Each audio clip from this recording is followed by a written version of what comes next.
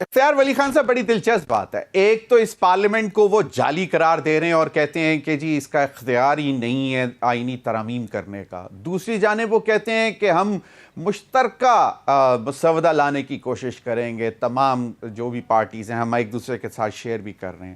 تو یہ کیا تضاد ہے یا آپ لوگوں کی کوششیں ہیں کہ مولانا صاحب جو ہیں وہ اپنے, کیونکہ عامر ضیاء کا کہنا تھا کہ وہ ایکچولی دروازے بند بھی نہیں کر رہے لیکن ایک اچھی خوبصورت سیاست بھی کر رہے ہیں.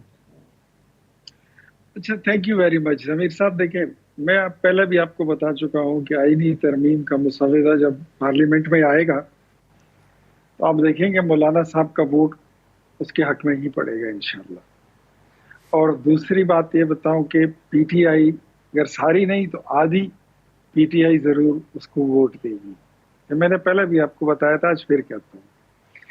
جہاں تک مولانا صاحب کی آج کی سٹیٹمنٹ کی بات ہے تو مولانا صاحب ہمارے بڑے اچھے ساتھی بھی ہیں, ہمارے ان کے ساتھ بڑا ادب اور احترام کا ایک رشتہ بھی ہے. لیکن مولانا صاحب جعلی پارلیمنٹ تو ہم پچھلی پارلیمنٹ کو بھی کہتے تھے. کیا ہوا؟ 4.25 سال وہی جعلی پارلیمنٹ کی حکومت بھی چلی, پھر اس کے بعد پی ڈی ایم میں مولانا صاحب آئے اور پھر اس کا حصہ بھی بنے. یہ بھی ایک تضاد ہے. اب اگر یہ پارلیمنٹ ہے, یہ جعلی ہے, تو اصل کیا ہوگی؟ اصلی کیا ہوگی کہ مطلب مولانا صاحب کا جو مینڈیٹ ہے وہ چوری ہوا ہے خیبر پختونخوا میں. اس بات میں کوئی دوسری رائے ہے ہی نہیں. اور مولانا صاحب کا جو مال مسروقہ ہے وہ ہے پی ٹی آئی کے ساتھ.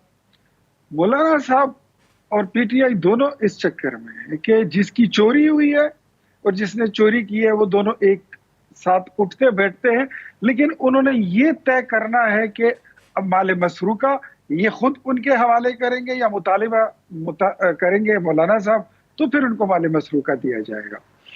جہاں تک بات آتی ہے پالیٹکس کی تو مولانا صاحب سیاست بڑی اچھی کہہ لیتے, اس میں کوئی شک نہیں ہے. لیکن میں یہ سمجھتا ہوں کہ تحریک انصاف کے ساتھ وہ نہیں چل سکتے. اس کی دو وجوہات ہیں. ایک سیاسی اختلاف, دوسرا ان کے ساتھ میں ذاتی طور پہ مولانا کو جانتا ہوں اور قریبی رہا ہوں. پہلے بھی قربت تھی لیکن پی ڈی ایم میں بہت زیادہ قربت رہی. صحیح. یہ وہ باتیں ہیں جو میں ذاتی طور پہ جانتا اور سمجھتا ہوں. میں اس لیے کانفیڈنٹلی کہتا ہوں کہ مولانا پی ٹی آئی کے ساتھ کبھی بھی نہیں. آج ویسے انہوں نے سی ایم کے پی کے اوپر تنقید بھی کی اور انہوں نے کہا انتہائی بچگانہ سٹیٹمنٹ ہے. بالکل, کیا ہے کوئی light at the end of the tunnel? کیونکہ عامر ضیاء صاحب نے بھی جس قسم کی پکچر, اور ہیسٹ کیا ہے, جلد بازی کیا ہے, جلدی کیا ہے. حسنات ملک صاحب کا خیال ہے کہ یہ شاید اگر حکومت نہیں تو یہ جو ہیں مطلب قاضی فائز عیسیٰ صاحب کو شاید کچھ زیادہ جلدی ہے. آپ لوگ کے بہت سارے سینئر لیڈرز کہہ چکے ہیں کہ نہیں ہم کوئی پرسن اسپیسیفک نہیں کر رہے, ہم کسی کو فیور نہیں دے رہے, لیکن تاثر تو یہ زائل نہیں ہو رہا.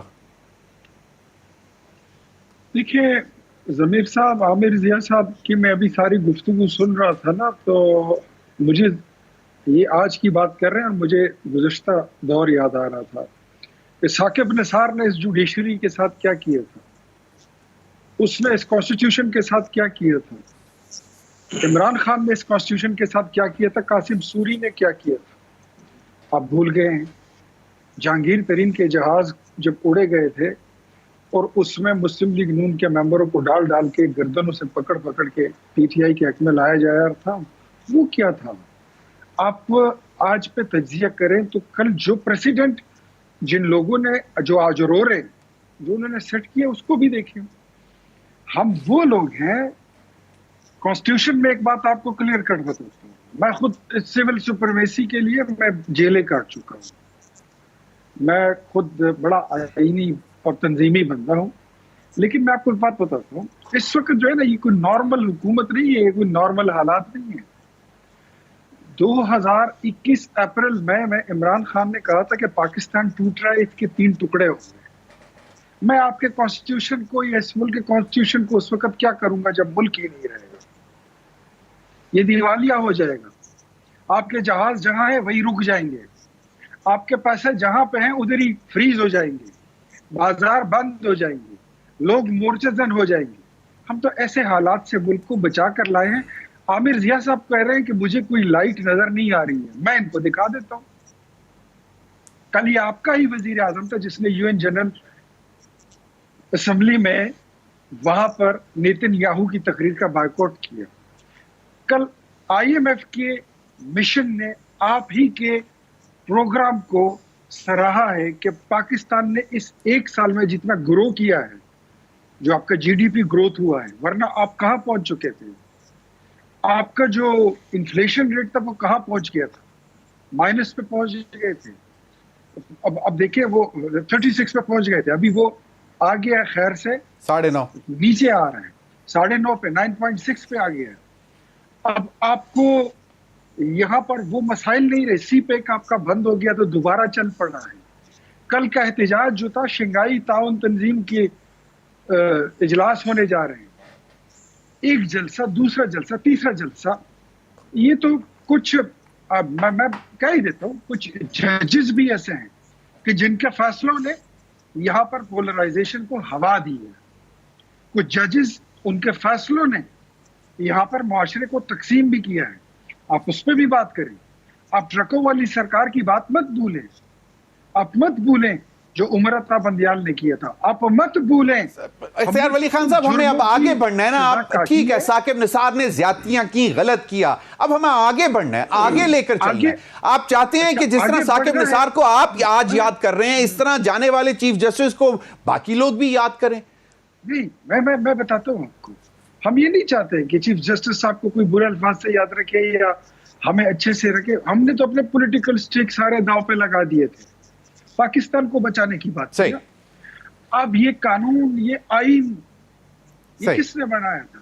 سیاستدانوں نے بنایا تھا, اس پارلیمنٹ نے بنایا تھا.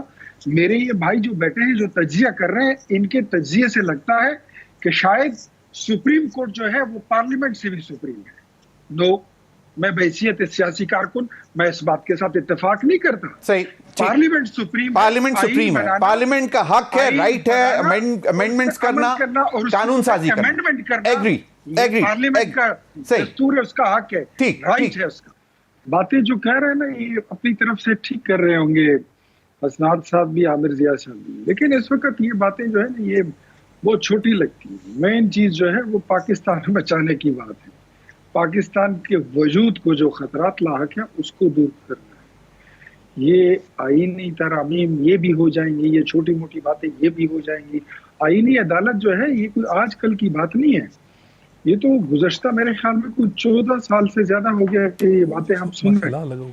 آئینی عدالت ہونی چاہیے. جو پینڈیسی ہے آپ کی سپریم کورٹ ہے وہ بھی آپ دیکھ لیں, جو نیچے ہے وہ بھی آپ دیکھ لیں.